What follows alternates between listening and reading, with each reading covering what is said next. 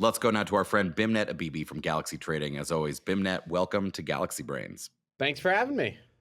Yeah, big day today, Fed Day, yet again. If you're watching on YouTube, you may notice I'm in Las Vegas for MicroStrategy's Bitcoin for Corporations conference. Beimnet, you are on the Don't ground lie to there the in New York. audience. You're there to gamble. No, I'm joking. You're there on the ground in New York. What happened today? What did the Fed say? What's their policy, and what was your impression from Chairman Powell? Yeah, I would say the big notable change in policy was with respect to the balance sheet management. They are now going to roll off a smaller portion of their portfolio every month.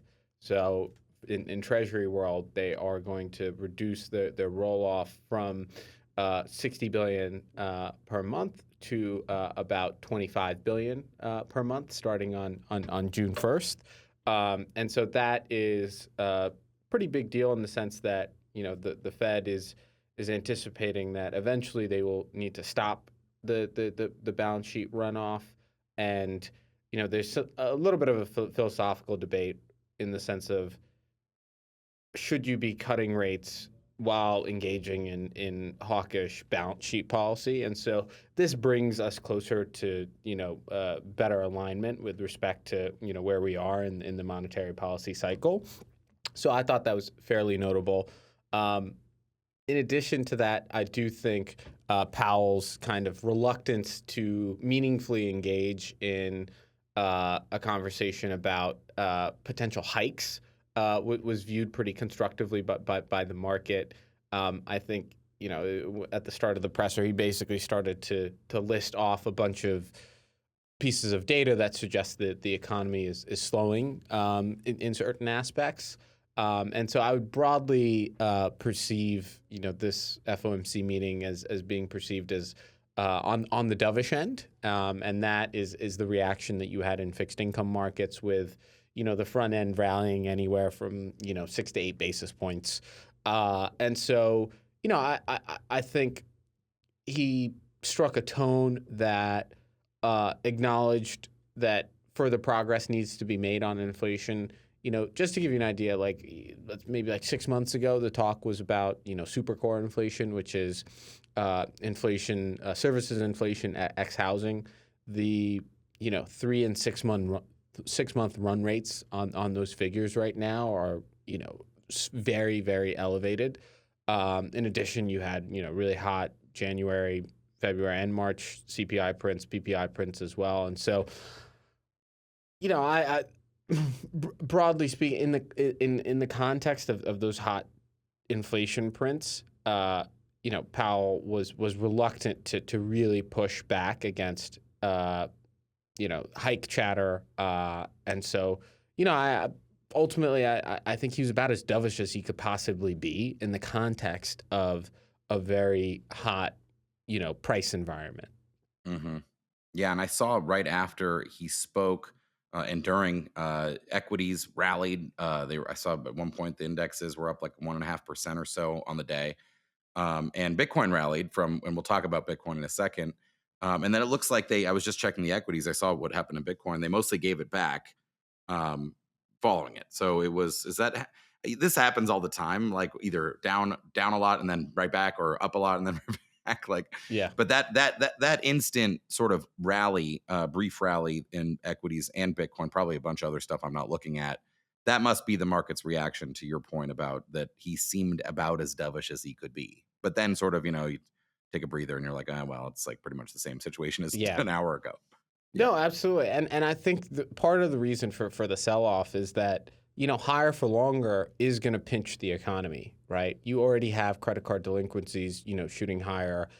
Housing is starting to look a bit shaky. I mean, I saw a map of Denver homes for sale yesterday, and it just seems like there's a ton more supply on the market, whether that's from new homes that are being built or existing supply. There's a ton of housing supply coming on right now, and housing affordability is very low, and so there's a lot of supply into a market that doesn't have that many strong bids to it. And so stuff is cracking there. And ultimately, I do think about inflation as a tax on the consumer. You go to the pump, you go to the grocery store, you pay rent, you engage in normal activities, and if that's going to eat away at your marginal consumption, then it's going to be bad for the economy ultimately. And so I think what you're starting to see is just cracks in the U.S. consumer. I'll give you some names. There's a large coffee company that was down 18% today on weaker than expected figures from Q1, and probably bad outlook as well. There's Hmm. also a healthcare oriented chain company, pharmaceutical chain company that was also down 18% today. Again, Yep. signaling a weaker consumer, and so we are starting to see the effects of higher interest rate policy and tight monetary policy flow into the consumer, and consumption's 70% of the U.S. economy, and so there's enough reason to be cautious about you know like hiking rates or keeping rates higher for too long.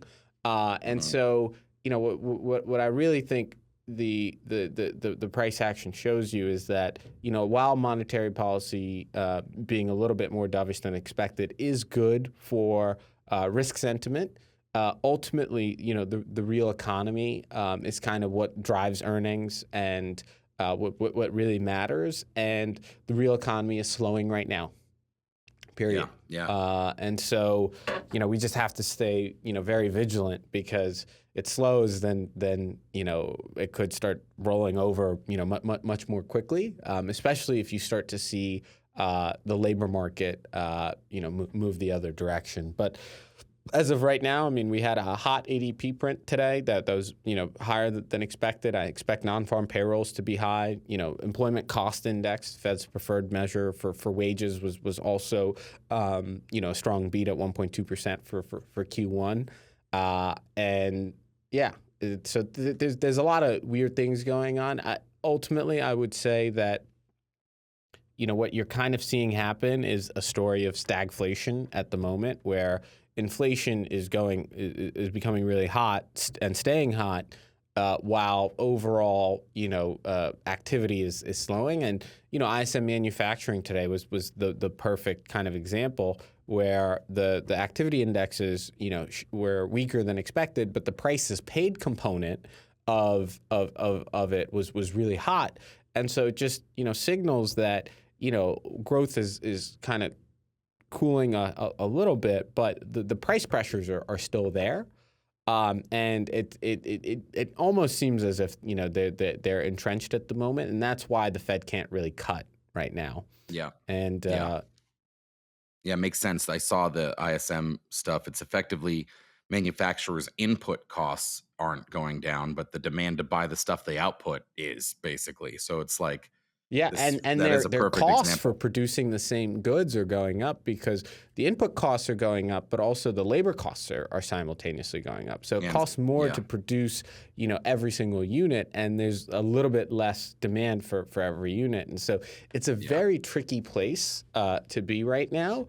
However, ultimately, I think the Fed's main concerns, inflation is a real issue, but a growth slowdown and employment, ticking much higher, ultimately is a way bigger concern yeah, for the Fed, and so it's just so hard to balance. I think Powell's got probably the hardest job on the planet right now, or one of the hardest jobs on the planet. Yeah, and I would say that the brevity of the statement and the brevity of the press conference, sort of underscores how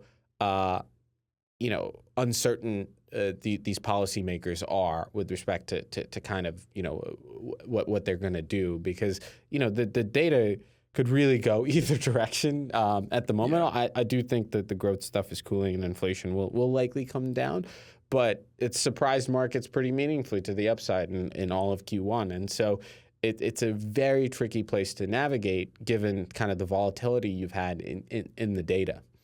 yeah. I think I also want to ask you, but we don't have time today. So next week we're going to talk about this, but I want to talk a little bit about JPY and what's Oh been yeah, happening they in just Japan. It's they very literally just got intervened on just now. Just dropped Oh, so they like did it again they today did on it again. Wednesday. Yeah, Yeah, so they did it on Monday. We'll talk about that. We don't have time because I want to get to the Bitcoin and crypto price action a little bit here absolutely. too. Obviously, we're recording this on Wednesday, May 1st. Bitcoin's trading at like 57K. Ether's, at this point, well below 3,000. So it's a significant correction at this point. Whereas it sort of felt for the sort of since we had those all time highs in March, it felt more like we're kind of near it, we're below it, but it's mostly chopping. We had run all the way back up to 68, 69 at one point, but now we're meaningfully down. We're 22, by my count, 22.5% below that all-time high of 73.8K. That's a legitimate correction. There's been I've published about this, how in prior bull runs, there have been many of these. But, you know, obviously macro sentiment, I mean, the S&P is down a decent amount also over this time frame.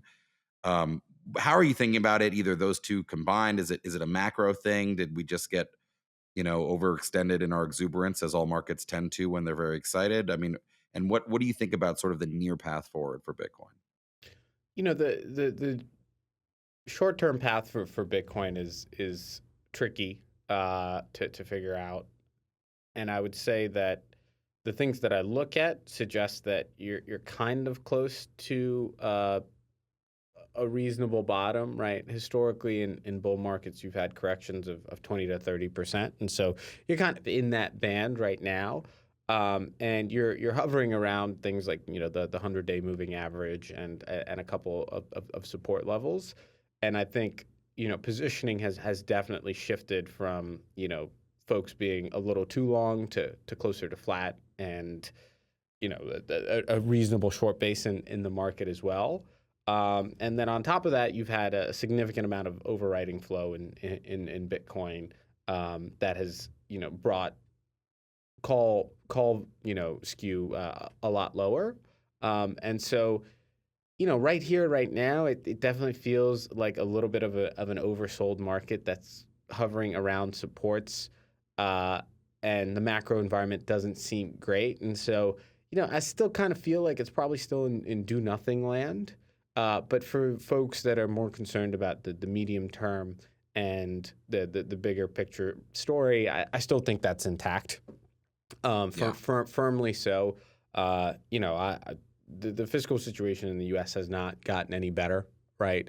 And ultimately, I do think risk markets rally into the election, as we're probably going to get more spending no matter who's elected, and generally, we do. Equity markets tend to do well in kind of the back half of the year. Santa Claus rally, October, November, December, et cetera. And then on top of that, I do think that the 13F filings in May can potentially be a potential positive catalyst for Bitcoin in terms of folks realizing that there are real real kind of structural players in the global financial markets that are taking an active interest and really betting on it to go higher. And so I do think that 13F filings can be a positive catalyst, and then the other part of it is just more platforms turning on. And so I do think that there are some constructive things that are happening, but right here, right now, it's really tough to call. It's really tough to Hmm. call. Yeah. And so, I think technical levels are your friends. The Bitcoin tends to respect them, at least on a first go, and on retests and stuff. So, right here, right now, probably best to keep positioning a little bit on the lighter side. But for over the medium term and the long run, I still think you're supposed to you're meant to stack. Yeah. Beimnet Abebe, my friend from Galaxy Trading, as always, thank you for coming on Galaxy Brains. Thanks for having me.